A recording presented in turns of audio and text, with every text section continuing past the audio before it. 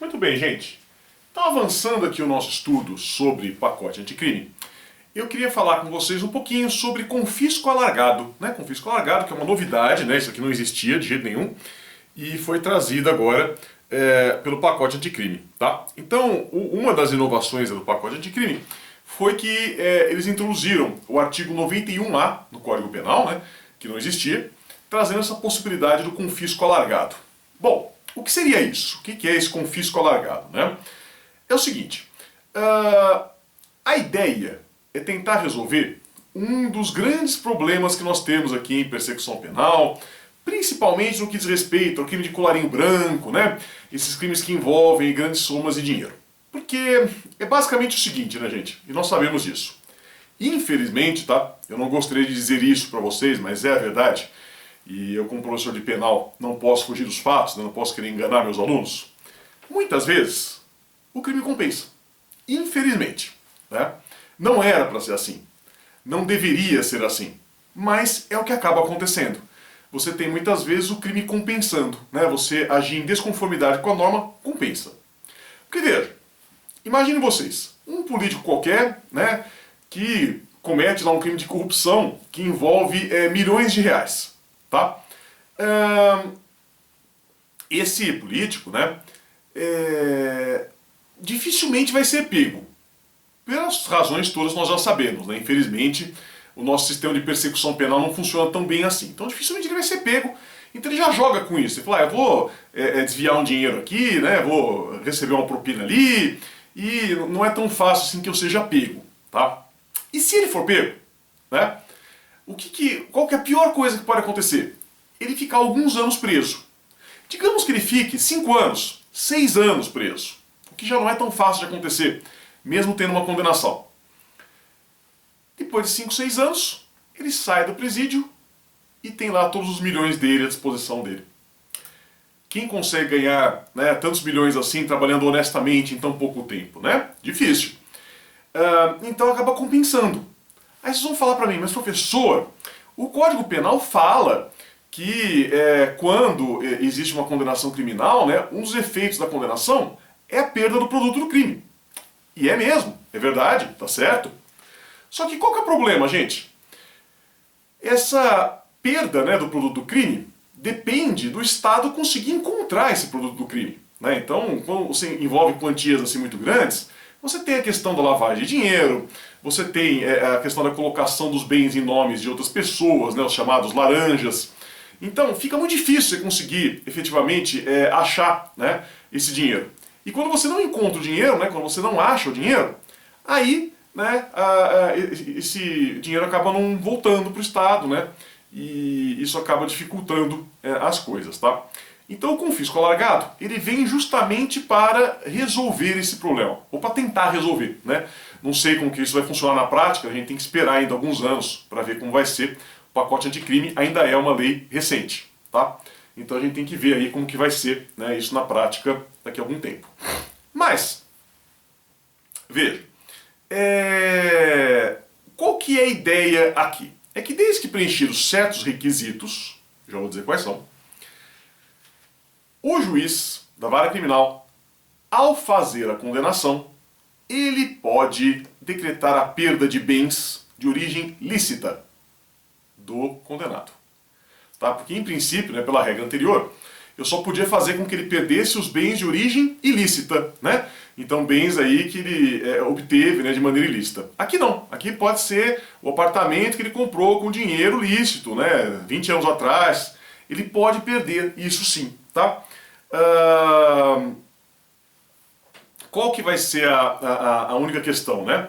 A gente vai ter que verificar se existe uma compatibilidade do patrimônio do sujeito com o seu rendimento. Porque aí você percebe que tem alguma coisa errada, né? Então se o cara declara lá um rendimento de 10 mil reais por mês, entendeu? E isso já há 20 anos, ele ganha 10 mil reais por mês, por exemplo. Ele começa a ter um patrimônio muito grande, né, muito incompatível com isso, sem nenhuma doação, sem nada. Então isso indica, né, que provavelmente existe alguma coisa errada, né? Então é um jeito de você conseguir, né, pegar esses bens aí de uma maneira que não precise você efetivamente demonstrar a origem ilícita daquilo, tá? Essa que é a ideia, né, do confisco alargado. Então, é uma regra que é para ser mais rigorosa, como um pacote anticrime de um modo geral, né, que vai tentar fazer com que seja mais difícil você pegar e esconder o produto do crime, né? Porque aí, de fato, o crime passa a não valer a pena. Pense assim, né? Se o cara comete o crime, vai preso, e além de tudo ele perde tudo que foi desviado, né, que foi recebido indevidamente, então não valeu a pena, né? Realmente não valeu a pena, porque ele ficou preso e não ganhou nada. Então essa que é a ideia, tá? Muito bem, dita essa ideia geral, vamos avançar um pouquinho aqui no estudo, né, sistemático do que seria aqui esse instituto. Então a primeira coisa que a gente tem que falar é que se trata de um efeito secundário da sentença penal condenatória, tá? Então é um efeito da condenação, né? Como já tinha o efeito da condenação, né, a perda do produto do crime, então foi introduzido esse novo efeito da condenação, que consiste na perda de bens equiparados ao produto ou proveito do crime, tá? Que é o que eu já disse, né? A ideia é fazer com que o crime não compense, né? Então que não seja vantajoso para o agente cometer crimes, tá? O que é importante, gente, coloquei aqui no material para vocês não ficarem com essa dúvida. Muito cuidado para não confundir esse confisco alargado com o denominado confisco por equivalência, que é previsto lá no artigo 91, parágrafos 1º e 2º da Lei 12.694 de 2012, portanto anterior, né? O pacote anticrime, ele entrou em vigor no começo de 2020, a gente está falando de uma lei aqui que é de 2012, né? 8 anos antes, portanto. E o que vai ser esse confisco por equivalência, né? Vai ser quando eu tenho o produto do crime no exterior, né? Ou quando eu tenho o produto do crime desconhecido, aí ele pode pegar bens equivalentes aqui no patrimônio do agente, né? Então é um pouco diferente, perceba essa diferença, né? Porque no confisco alargado, o que a gente está preocupado é com a incompatibilidade entre o patrimônio da pessoa, né, e a sua renda. É isso, né? Então a pessoa tem um patrimônio muito maior do que ela poderia ter, né, com a sua renda declarada. Nesse confisco por equivalência, né, não. Na realidade, a gente sabe exatamente qual que é o patrimônio que está errado, né? Só que está no exterior, está num lugar inacessível, então você pega algo do mesmo valor que esteja aqui no Brasil e que seja mais fácil de fazer esse confisco, tá bom? Gente, muito importante, né? Esse confisco alargado, ele não gera uma presunção legal, tá? Então, ao contrário do que pode parecer, né? Eu já ouvi algumas pessoas falando isso está errado. Só que seria um absurdo, porque gera uma presunção legal de que aqueles bens são ilícitos, né? Então, portanto, às vezes o cara não fez nada de ilícito e vai perder os bens. Não, nada a ver, né? Não é uma presunção legal. Como diz aqui o artigo, a gente precisa do atendimento de vários pressupostos para que seja possível esse confisco alargado. Então vamos dar uma olhadinha em quais são esses pressupostos, né? Então, primeira coisa, preciso de uma condenação por crime com pena máxima superior a 6 anos. Né? Então, isso é a primeira coisa, né?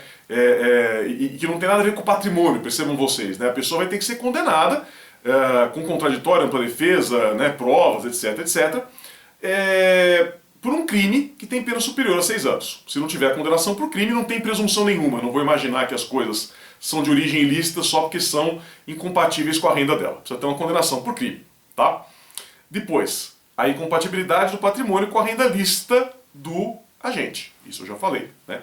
Vocês já sabem. Só que o que é importante, não tem aqui nenhum tipo de presunção, gente. O Ministério Público deve alegar na denúncia isso, tá? Então, já na denúncia, que é a petição inicial, como vocês sabem, né, o promotor tem que falar, olha, houve aqui esse crime, né? E, inclusive, esse crime fez com que o patrimônio do agente ficasse totalmente superior ao que deveria, ficasse totalmente inadequado, tá? E o que é muito importante, né? Se o promotor fala isso na defesa, na denúncia, então a defesa, né, poderá, ao longo do processo, fazendo uso do contraditório, da ampla defesa, né, todos esses institutos tão importantes que nós temos, demonstrar que não, que na realidade é compatível, que houve um engano, qualquer coisa assim, tá? Então não é uma coisa que é inquisitiva, né? Não é assim, olha, então tá excessivo, perdeu. Não, precisa condenar e isso precisa ser levantado logo na denúncia para que a defesa tenha a chance, né, de fazer o contraditório e demonstrar que isso não seria o mais correto, tá? Outra coisa interessante, né, aqui a gente usa até uma expressão que é em inglês, né, Porque a gente muito discute nesses casos, né? A Operação Lava Jato teve discussão desse tipo, na Sevandija teve também. Então é interessante que a gente observe isso, né? Porque normalmente a pessoa que tem bens ilícitos, né? Bens que são origem de corrupção, é aquela situação que eu falei há pouco, né? Ela vai colocar isso no nome de um laranja, né? Ela vai fazer de uma forma, né, que não seja tão fácil assim pegar, que ela sempre vai poder falar, não, não é meu, né? É um conhecido meu, alguma coisa assim. Então, é claro que aqui pega os bens que são da pessoa mesmo, mas mais do que isso, a gente vai ter aqui a beneficial ownership, né? Ownership é propriedade, né? O beneficiário da propriedade, digamos assim, acho que pode ser a melhor tradução aqui para esse caso, né? Ou seja, o que falamos aqui, o que pode ser alvo desse confisco alargado? Todos os bens que estejam sob o domínio ou que sejam controlados e usufruídos pelo agente, tá? Então não precisa de escritura dizendo que é dele. Está no domínio dele, ele controla e usufrui, ele é aqui esse beneficial ownership, e aí ele pode sofrer esse confisco alargado, tá? Ainda que esteja no nome de um terceiro, né? Não tem problema nenhum. Tá? Tem uma outra questão aqui que diz respeito às organizações criminosas e milícias, né? No parágrafo 5º, gente, desse mesmo artigo, vai estar escrito que essas organizações criminosas e milícias, elas devem perder os instrumentos do crime, ainda que lícitos, tá? Então, quando você tem uma condenação, né, por essa prática de crime, os instrumentos do crime são perdidos. Qual que é a novidade aqui? A novidade é a seguinte, se vocês olharem lá no Código Penal, já dizia, né, que um dos efeitos da condenação seria a perda dos instrumentos do crime. Só que o que acontecia? Naquela época, né, ou até hoje, que isso está em vigor ainda, você tem a perda dos instrumentos do crime se eles forem ilícitos. Então, por exemplo, né, se eu vou lá e cometo um crime de roubo usando uma arma de fogo ilegal, eu vou perder essa arma de fogo, é claro. Né, não tem por que eles devolverem para mim uma arma ilegal, eu vou perder, evidentemente. Mas isso vale só para bens, né, para instrumentos que são ilícitos. Então, se o instrumento do crime é uma coisa que é lícita, tá? Então não tem por que ela ser confiscada. No caso de organizações criminosas e milícias, diz aqui o parágrafo 5º que vai confiscar sim, né? Porque como organização criminosa é uma coisa que o pacote anticrime vai tentar combater muito, né? Tá muito aqui dentro da temática dele, né? O combate a esse tipo de organização, então vai perder, né, o instrumento do crime. Sim, de qualquer forma, tá? Ainda que seja uma coisa totalmente inocente, lícita, ele perde. É mais um efeito da condenação novo que aparece aqui, tá? Então, gente, sobre confisco alargado, isso que eu queria falar para vocês. Agora, para terminar esse nosso vídeo de hoje, queria conversar um pouco sobre as causas impeditivas da prescrição, né? Então, quando que o prazo prescricional fica suspenso? Vocês sabem que lá no finalzinho da parte geral do Código Penal tem uma série de hipóteses, uma série de possibilidades em que o prazo prescricional fica suspenso. Tivemos mudança lá, então vamos dar uma olhadinha nessas mudanças, né? Primeira mudança foi uma questão apenas terminológica, né? Então antigamente dizia que o prazo prescricional, lá no inciso 3, né, ficava suspenso enquanto o agente cumpre pena no estrangeiro, hoje fala enquanto o agente cumpre pena no exterior. Então não mudou nada, né? É apenas uma atualização terminológica, digamos assim, não é tão importante. Aqui no inciso 3, tem a primeira novidade, essa aqui não tinha mesmo, que ele fala que o prazo prescricional fica suspenso na pendência de embargo de declaração ou de recursos aos tribunais superiores quando inadmissíveis. Então qual que é a ideia aqui, gente? É aquela coisa, né, que infelizmente é comum, dos embargos meramente protelatórios. Então, o advogado lá que fica cavando embargo, né, fica inventando coisa só para ganhar tempo, só para ver se prescreve. Então, qual que é o recado aqui que o pacote anticrime manda para esse tipo de profissional? Né?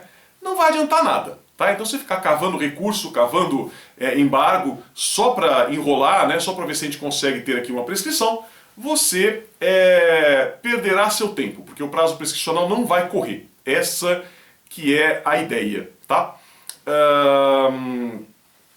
Então, embargo de declaração, normalmente, né, já não seria para mudar o sentido da decisão. Você sabe que embargo de declaração é para esclarecer obscuridade, ambiguidade, contradição, né? e então, portanto, não tem porquê você deixar o prazo prescricional suspenso, né, se isso é meramente protelatório. E mesma coisa, recurso aos tribunais superiores, STJ, STF. Né? Então, esses aí são extraordinários, né, são apenas extraordinários. Não é para tudo chegar no STF, muito embora chegue lá muita coisa que não deveria chegar, a gente sabe disso. Então, também, né, se eles forem inadmissíveis, não corre aqui o prazo prescricional. Essa aqui é a ideia, tá? É evitar isso. Obviamente, aqui como é lei nova, né, e lei nova mais gravosa, ela é irretroativa, tá? Então ela só vale para os fatos ocorridos após a entrada em vigor dessa nova lei.